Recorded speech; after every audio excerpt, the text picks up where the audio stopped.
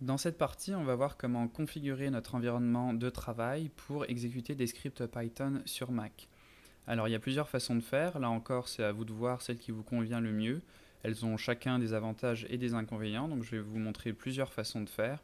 Et il y en a une en particulier qu'on va utiliser pour la suite du tuto, mais là encore libre à vous d'utiliser celle qui vous convient le mieux.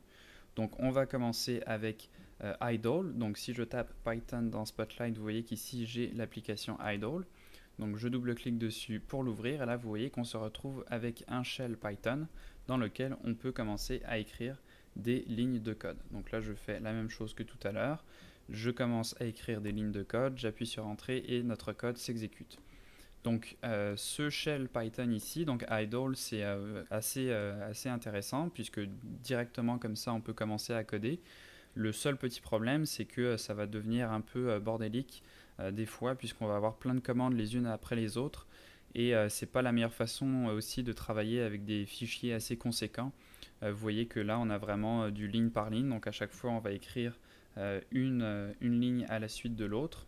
Donc si je fais ça, vous voyez qu'on a le résultat et on revient à la ligne et on refait une opération, etc. On peut faire bien sûr quelques opérations sur plusieurs lignes, quand on va faire des boucles notamment, mais ça reste quand même assez limité. Donc dès qu'on va s'en aller dans des scripts un peu plus conséquents, on va s'éloigner en fait de ces shells comme ceci qui deviennent assez difficiles à comprendre puisqu'on a tout qui est à la suite, donc on ne s'y retrouve plus vraiment et ça nous permet donc pas vraiment d'avoir des gros blocs de code.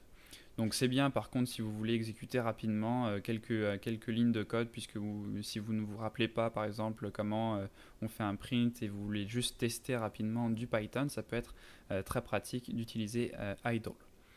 La deuxième façon de faire, c'est d'utiliser directement Sublime Text. Donc là, j'ouvre Sublime Text, je vais glisser mon fichier bonjour.py donc depuis mon bureau jusqu'à l'interface. Et là, ce que je vais pouvoir faire, c'est avec POM-B, je vais pouvoir faire un build de mon script. Donc si on va dans Tools, je pense, voilà, donc dans Tools ici, vous voyez qu'on a Build System, et donc le raccourci ici Build avec POM-B, et donc on va pouvoir lui dire ici de lancer notre script. Donc là vous voyez qu'on peut lui dire de détecter automatiquement, ou on peut lui spécifier précisément qu'on veut construire notre script avec Python. Donc là je peux tout simplement cliquer sur Build, vu que le fichier est un fichier .py, il va reconnaître automatiquement que c'est un fichier Python.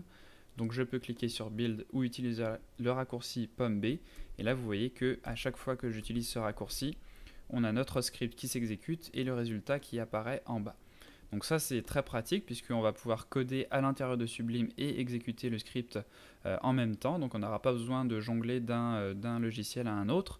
Le seul problème là encore qui peut arriver, c'est que on va pour le coup avoir uniquement le script qui s'exécute en cours. Donc c'est-à-dire que si j'ajoute une ligne par exemple, ou que je change ce que je viens d'écrire, donc si je mets juste bonjour à la place de bonjour tout le monde, là on a ici le résultat de notre ancienne exécution du script, et si je refais POM-B, vous voyez que ce résultat on ne l'a plus, donc ça s'écrase à chaque fois et ça ne nous permet pas de garder donc un historique des différents appels à notre script que l'on a fait.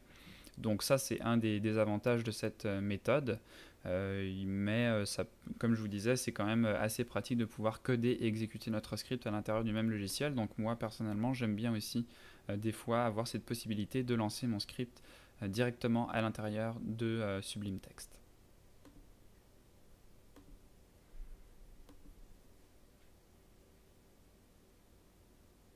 La dernière méthode qu'on va utiliser, ça va être d'utiliser le terminal.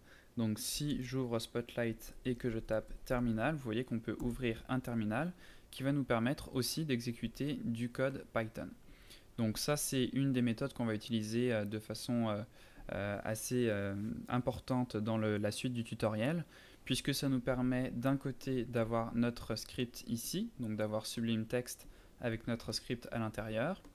Donc on va pouvoir coder à l'intérieur de Sublime Text, et quand on va vouloir exécuter notre script, eh bien on peut tout simplement prendre notre script, le glisser ici dans notre terminal. Donc là on va avoir le chemin vers notre script et on peut appuyer sur Entrée pour le lancer. Alors ça il se peut en fait que dépendamment de votre environnement de travail, vous ayez des problèmes de permission.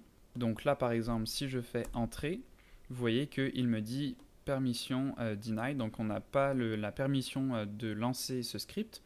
Donc ce qu'on va faire, c'est que pour nous donner les droits d'administrateur, on va utiliser la commande sudo. On va taper Python après pour lui dire qu'on veut lancer donc, un script Python. Donc je dis sudo qui me donne les droits d'administrateur, Python, et après je vais donc glisser mon script ici qui va me donner donc le chemin complet vers mon script. Là j'appuie sur entrée, il va me demander mon mot de passe. Donc je rentre mon mot de passe, on a juste besoin de faire ça la première fois, après vous allez voir il ne va pas nous le redemander à chaque fois, et là vous voyez qu'on a le résultat de notre script.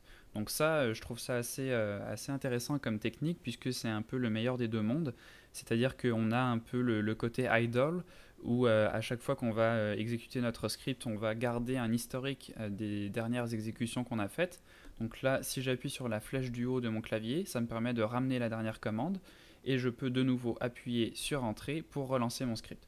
Donc comme ça, je vais pouvoir exécuter mon script très rapidement, plusieurs fois de suite, revenir dans Sublime Text par exemple pour éditer mon script, je le sauvegarde, donc avec pomme S, et ramener la commande et réexécuter mon script. Et donc là, on va garder un historique, on va voir les différentes itérations de notre script les unes à la suite de l'autre. On peut très rapidement le relancer donc en appuyant sur la flèche du haut pour ramener la commande et éditer de l'autre côté notre script dans Sublime Text. Donc c'est cette technique qu'on va utiliser en grande majorité pour les prochains tutos quand on va commencer en fait à coder en Python. Donc voilà pour les trois façons d'exécuter du script Python. Il y en a bien d'autres façons de faire aussi, hein. Ça c'est les trois façons que je préfère personnellement. Donc ça vous donne un petit aperçu des différentes possibilités qui vous permettent d'exécuter du script, du code en fait Python dans un environnement Mac.